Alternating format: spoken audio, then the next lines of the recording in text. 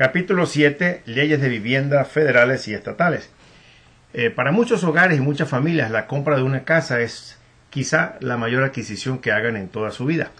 Aunque las estadísticas muestran que el americano compra cada 5 años una nueva casa, se muda buscando una de mayor tamaño, o si la familia está creciendo, o comprando una de menor tamaño si la familia ya ha crecido, se ha ido y la pareja se queda sola. En cualquier caso, las leyes de vivienda federales y estatales están hechas para proteger esa inversión considerada quizá la mayor inversión que alguien haga en toda su vida. Después de completar este capítulo, el estudiante deberá poder comprender las características de las leyes de derechos civiles del año 1886 y 1968, reconocer ejemplos de steering, el término en inglés de conducción, financiamiento discriminatorio o redlining, y la práctica de acoso inmobiliario conocida como blockbusting. También deberá conocer las características de la Ley de Veracidad de Préstamos, Truth in Lending Act, la Ley de Igualdad de Oportunidades de Crédito o Equal Credit Opportunity Act y la Ley de Procedimientos de Liquidación de Bienes Raíces, Real Estate Settlement Procedures Act, conocida como RESPA, también por sus iniciales Real Estate Settlement Procedures Act, y las disposiciones de la Ley de Arrendadores Residenciales e Inquilinos de la Florida, Florida Residential Landlord and Tenant Act. Comencemos con la Ley Federal de Igualdad de Vivienda, promulgada y la Ley de Derechos Civiles del año de 1866. Esta ley prohíbe la discriminación basada en raza en todas las transacciones de bienes raíces. No hay excepción alguna a esta regla. Jones versus Mayer fue una decisión en la Corte Suprema de los Estados Unidos, muy conocida en el año 1965, cuando Joseph Lee Jones presentó una queja contra la compañía de Alfred H. Mayer, indicando que él había rehusado a venderle una casa porque él era negro. Ese famoso caso quedó conocido como Jones versus Alfred Mayer, llegó a la Corte Suprema en el año 68 y la Corte ratificó que la ley de 1866 todavía estaba vigente y continuó pues siendo ilegal discriminar con raza bajo ninguna excusa. No hay ninguna excepción. Otras leyes que vamos a ver más adelante tienen excepciones, pero no hay excepción. No se puede discriminar por raza bajo ningún concepto, ningún tipo de propiedad. La Ley de Igualdad de la Vivienda, conocida como Fair Housing Act, la Ley de Derechos Civiles de 1968 fue enmendada en 1988 y amplía la discriminación. Es ilegal en ventas, rentas, publicidad de ventas o rentas, financiamiento o servicios de corretaje basados en raza, color, religión, género, o sea, sexo, nacionalidad, estatus familiar. Esto se refiere a niños con menores, a familias con niños menores de 18 años y mujeres embarazadas, y discapacidad mental o física. No se puede discriminar. Raza, pues nos referimos a si es de la raza negra, y color, pues se refiere a si es de otras razas también. Hay quienes dicen que el color amarillo es de la gente de origen asiático. El estado familiar o estado de discapacidad mental o físico. El estado familiar se refiere a familias con niños menores de 18 años y mujeres embarazadas. No se puede discriminar. Alguien no puede negarse a rentar o vender una propiedad porque la pareja tiene niños menores o la mujer está embarazada. Tampoco se puede discriminar de acuerdo al estado de discapacidad que la persona tenga, si es un impedimento físico o mental que le impida llevar una vida normal. Viviendas para personas mayores de 65 años. Hay ciertas viviendas que están construidas para personas mayores. Estas viviendas están exentas de la protección de estatus familiar. Si todas las unidades son ocupadas por personas mayores de 62 años o por lo menos el 80% de las unidades están ocupadas por una o más personas mayores de 55, este tipo de propiedades pueden discriminar y no admitir la venta o la renta a una familia que tenga niños menores de 18 años. Esto es para protección de la tranquilidad de las personas que viven allí. Usted debe haber visto si ha pasado por algunas subdivisiones, donde afuera dice que son propiedades para personas mayores. Sin embargo, si la persona que está comprando o vendiendo, uno de los miembros de la familia es mayor de 62 años o mayor de 55, puede comprar y puede habitar allí, aunque tenga viviendo con ellos niños menores de 18 años. De manera que esta es una de las excepciones para la Ley de Igualdad de Oportunidades de Vivienda, Fair Housing Act. ¿Cuáles casas están cubiertas por la Ley Federal de la Igualdad de la Vivienda? Viviendas multifamiliares y viviendas familiares. En el caso de las viviendas Single Family Homes, todas las propiedades residenciales que no son propiedad privada están cubiertas bajo esta ley. Todas las propiedades residenciales que son propiedad privada, si un corredor es contratado para rentar o vender. Por ejemplo, si usted tiene su propia casa y usted tiene dos casas, en una vive y en la otra es una propiedad de inversión y la quiere rentar, usted puede discriminar si usted está rentando por su propia cuenta. Puede elegir a quién se la vende, puede elegir a quién se la compra. Pero si usa los servicios de un agente de bienes raíces, usted no le puede decir, por favor, no le rente a personas que tengan niños o no le rente a personas que sean de color, porque es ilegal, él no puede discriminar. Usted, en teoría, tampoco debería hacerlo, pero usted, al tener una propiedad, tiene el libre derecho de escoger o elegir a quien renta, siempre y cuando la persona no sienta que usted le está discriminando, porque podría aún así ser acusado de discriminación. Pero esta lista que está acá en esta pantalla es la lista de todas las propiedades que deben cumplir, que están protegidas por esta ley. Todas las propiedades residenciales cuyo dueño es una persona o quien posee 4 o más propiedades residenciales. Aquí ya estamos hablando de un inversionista. Si tiene 4 o más, es un hombre inversionista y él en ese caso no puede discriminar aunque esté rentando o vendiendo por su propia cuenta. En el caso anterior estaba protegido solamente si estaba utilizando un corredor, debía cumplir con la ley. Todas las propiedades residenciales cuyo dueño es una persona quien vendió 2 o más propiedades residenciales que no fueron ocupadas por el dueño en los pasados 2 años. Nuevamente se trata de propiedades que están siendo manejadas por un inversionista cuyo negocio es la compra y venta de propiedades y renta de propiedades. Viviendas multifamiliares de 5 o más unidades también están protegidas y viviendas multifamiliares de 4 o menos unidades que no están siendo ocupadas por el dueño. En otras palabras, las viviendas que no están cubiertas son aquellas viviendas multifamiliares de 4 o menos que sí están ocupadas por un dueño y aquellas propiedades residenciales que son propiedad privada y que nada más son propietarias por una persona que tiene una sola casa y que no ha vendido más de 2 en los pasados 2 años. Esto es importante repasarlo y recordarlo porque hay que conocer muy bien qué tipo de viviendas están protegidas por la Ley Federal de Igualdad de la Vivienda. ¿Qué actividades son prohibidas en el real estate? Dar diferentes cotizaciones de términos o condiciones para compra o alquiler de propiedad, es decir, ofrecerle una renta más alta a una persona de color o a una persona de una religión particular o de un sexo en particular. No podemos dar cotizaciones diferentes, eso es una actividad prohibida. Publicitar una vivienda que se encuentra disponible solamente para personas de una cierta raza, color, religión, género, nación de procedencia o estado de discapacidad. Por ejemplo, promocionar esta casa es ideal para familias hispanas. Eso es ilegal. No se puede publicitar que la vivienda está disponible para una sola raza. Eso es abierto al mercado público, a cualquier género, a cualquier nación de procedencia, estado de discapacidad o familiar, religión, raza o color.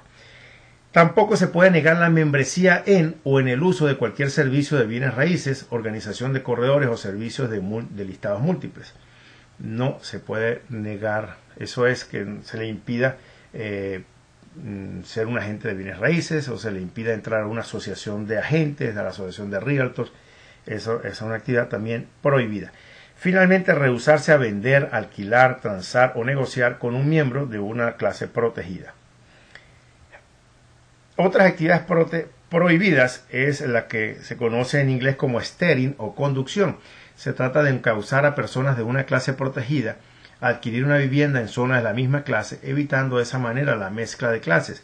Si usted monta un hispano en su carro a mostrarle casas, no puede llevarlo solamente a subdivisiones donde viven hispanos.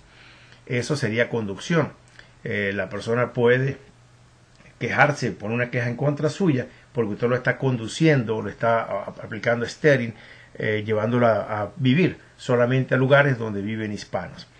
De manera que, aunque la gente tiende a agruparse y hay subdivisiones donde viven brasileños, hay subdivisiones donde viven hispanos, hay subdivisiones que prefieren vivir morenos, un agente de bienes raíces debe mostrar viviendas de todo tipo de género, de todo tipo de raza y color, de color de cualquiera de género, de raza, de color, sin hacer ningún tipo de discriminación. Esto es el steering. El blockbusting, conocido en español como rompecuadras, se refiere a usar un rumor de que una clase protegida está entrando para presionar a los habitantes o al dueño de la casa a que venda su propiedad. Por ejemplo, tocar a la puerta y decir, oiga, aquí esta subdivisión se está llenando de mexicanos, venda antes que los precios se devalúen. Ese es un ejemplo de blockbusting o rompecuadras, y eso es una actividad que está completamente prohibida. Y del lado del financiamiento, el redlining se trata de rehusarse a dar préstamos o cobertura de seguros, alquilar, vender una propiedad a un miembro de una clase protegida. Esto es también una práctica ilegal, el redlining, la discriminación de financiamiento. Quienes no están protegidos bajo la ley de igualdad de la vivienda, la edad no está protegida, la ocupación no está protegida, el estado marital, si está casado, divorciado, soltero, la orientación sexual, si es gay o lesbiana, eso no está protegido. Ley de igualdad de la vivienda, en inglés Equal Housing Opportunity. La ley de igualdad de la vivienda obliga a mostrar un afiche, el afiche de igualdad de la vivienda, en todas las oficinas de real estate y en todas las empresas involucradas en la industria del real estate, los mortgage brokers, lenders, etc.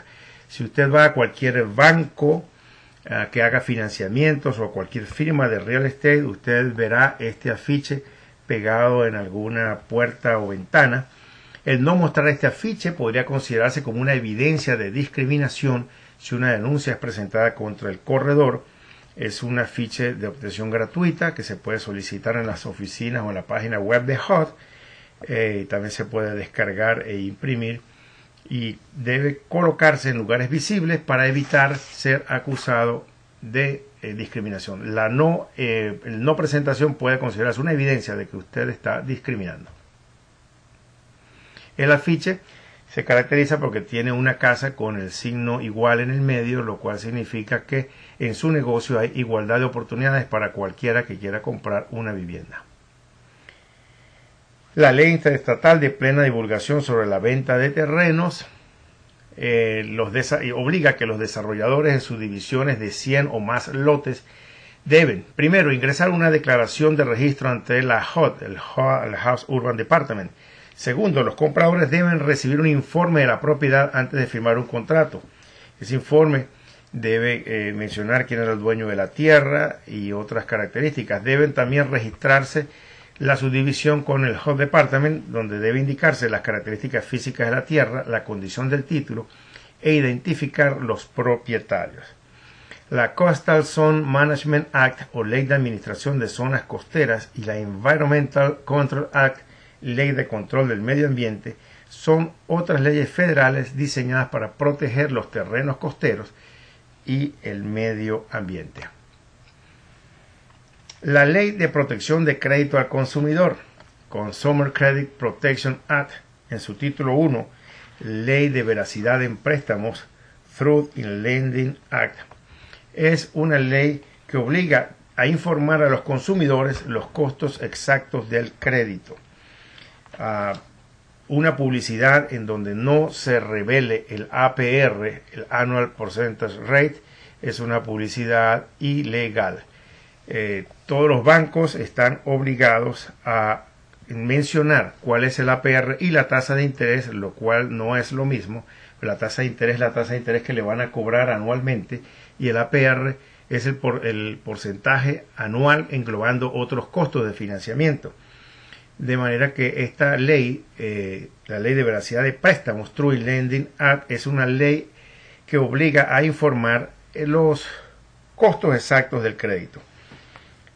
¿Cómo se informa? Pues se informa a través de un documento que se llama el Good Faith Estimate.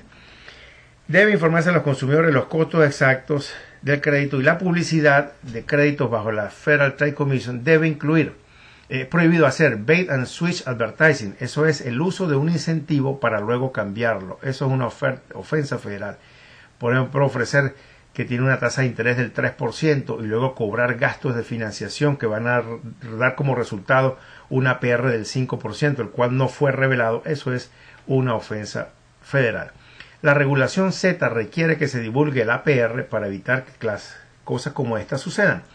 Además, deben colocarse todos los términos disparadores o triggering terms. Los términos disparadores son los términos que complementan la oferta.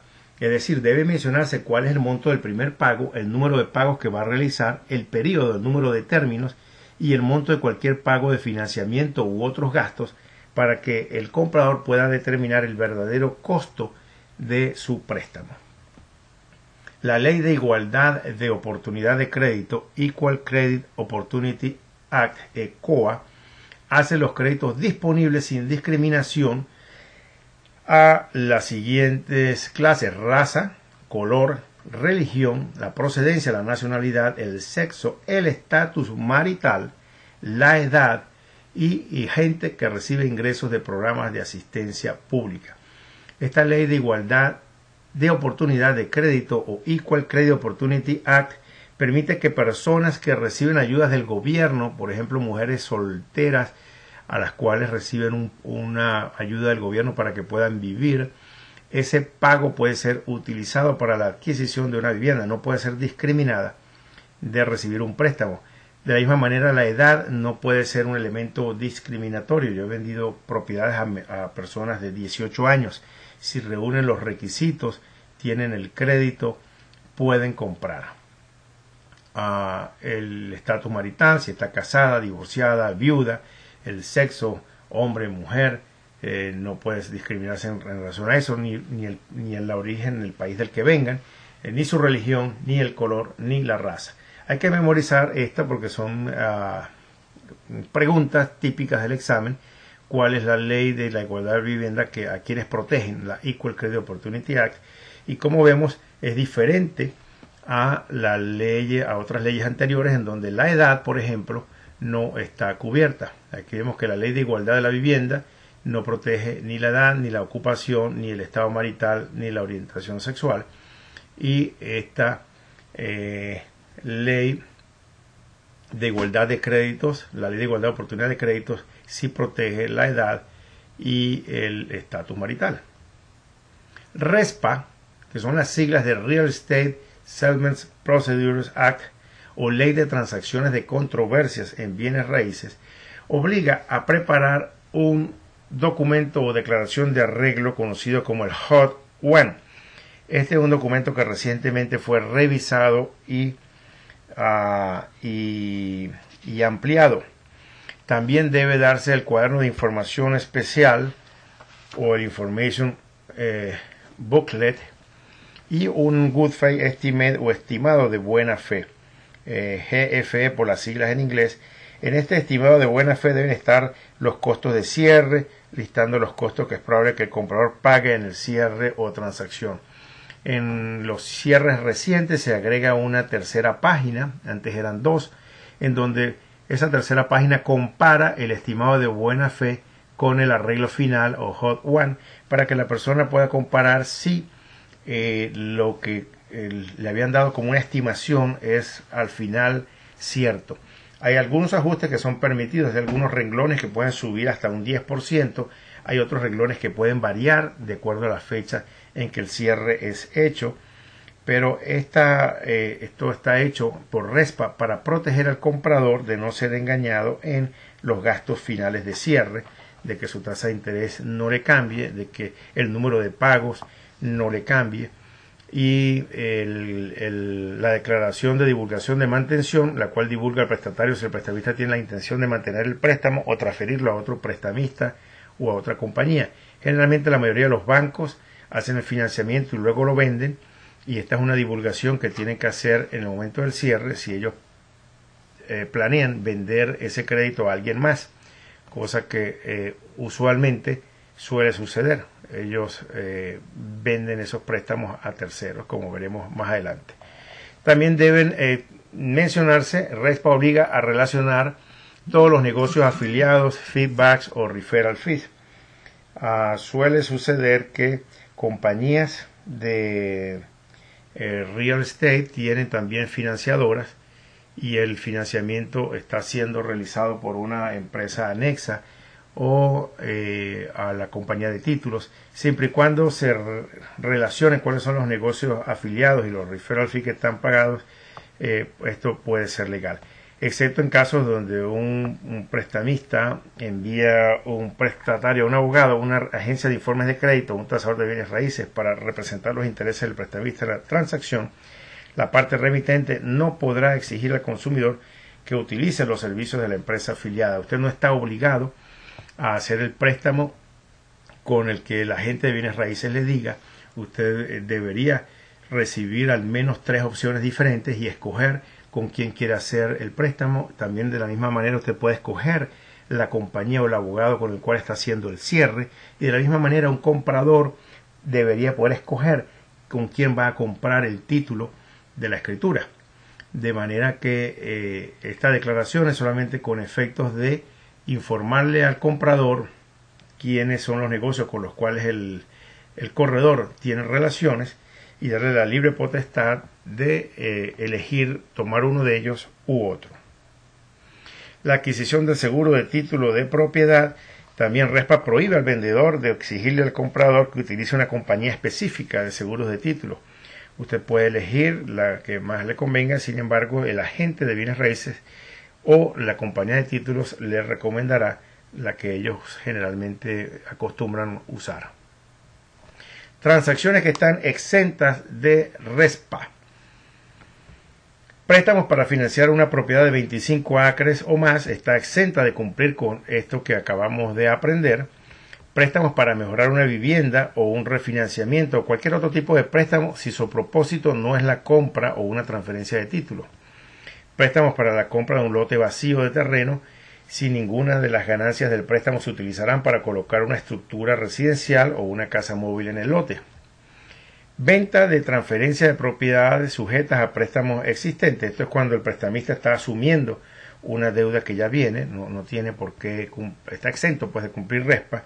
Préstamos para construcción, excepto aquellos que se espera que sean convertidos en préstamos permanentes. Préstamos para construcción de estructuras de 1 a 4 familias, cuando el lote es una propiedad del prestatario. Y finalmente, préstamos para financiar propiedades que serán revendidas, donde el propósito principal es la reventa de la propiedad. Ahora entramos a estudiar la Ley de Igualdad de Caseros e Inquilinos de la Florida, Florida Residential Landlord and Tenant Act, que busca, el propósito de esta ley es una relación de equidad, es decir, tratamos de ser justos tanto con el landlord y el tenant, entre el inquilino y el dueño de la propiedad. Acerca de los depósitos y alquileres pagados por adelantado, el arrendador debe notificar por escrito al arrendatario e inquilino el método que está a ser utilizado para retener su depósito. Tiene que decirle si está guardado en una cuenta sin intereses en un banco de la Florida, o si está guardado en una cuenta de intereses, o si hay una fianza depositada. Esas son las 3 opciones en relación al depósito de alquiler por adelantado. El casero tiene 15 días, el arrendador, si no tiene intenciones de reclamar dinero sobre el depósito de garantía, tiene que devolver el depósito en 15 días. Si él planea retener parte de ese depósito para cambio de alfombra, pintura, etcétera, entonces está obligado a devolverlo en un plazo de 30 días. Luego de recibir una notificación por escrito del reclamo del depósito de garantía por parte del arrendador, el inquilino tiene 15 días para objetar ese reclamo por escrito. Es decir, si el inquilino no está de acuerdo en que le cobren por el cambio de la alfombra o por la pintura, tiene 15 días para hacer ese reclamo una vez que haya recibido la notificación de que le será descontado dinero del depósito por alguno de estos conceptos. Las obligaciones del casero para mantener el edificio son otra de las cosas que que cubre esta ley. Las obligaciones de los inquilinos con el casero, el acceso que tiene el casero a las instalaciones. Cuando hablamos acá de casero se refiere al landlord o el dueño de la propiedad, la desocupación de las instalaciones, la terminación de los contratos de alquiler y los requerimientos de desalojo o evicción. En relación a los depósitos de alquileres por adelantado, el casero debe rendir cuentas en una de tres maneras, como ya lo decía antes, o manteniendo el dinero en una cuenta de banco separada sin que genere intereses ni entremezclándola con sus propios fondos, o manteniendo el dinero en una cuenta de banco separada que genera intereses, y en ese caso debe pagarle al inquilino el 75% de cualquier tasa de interés anual recibida, o el 5% por año de interés simple, sin entremezclarla con sus propios fondos. La tercera es la que la mayoría de los caseros grandes utilizan, la cual es ingresar un bono de garantía con el secretario de la Corte del Circuito en el condado, donde se encuentra la propiedad, y con un monto de los depósitos, con el monto total de los depósitos, o por $50,000 cualquiera sea menor. Bajo este método, el casero no está obligado a poner los fondos en una cuenta especial. Las grandes landlords, los grandes caseros que son dueños de 200 apartamentos, lo que hacen es depositar un bono de $50,000, y de esta manera todos los fondos, depósitos dados en garantía pueden ir a cualquier cuenta del administrador de propiedades.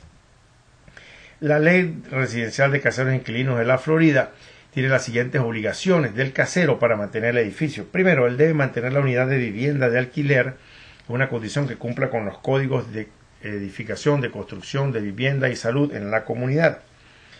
Tiene también que proporcionar servicios de exterminación para el control de insectos y roedores, proporcionar receptáculos para recolección de la basura, por eso la mayoría de los condos la basura está incluida, y en muchos casos el agua también, y finalmente proporcionar equipo para calefacción, además de instalación de agua caliente corriente. Estas son las obligaciones del casero para mantener el edificio.